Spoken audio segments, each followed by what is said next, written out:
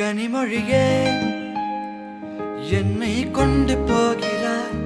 கடவிழியார் என்னை தின்று போகிறார்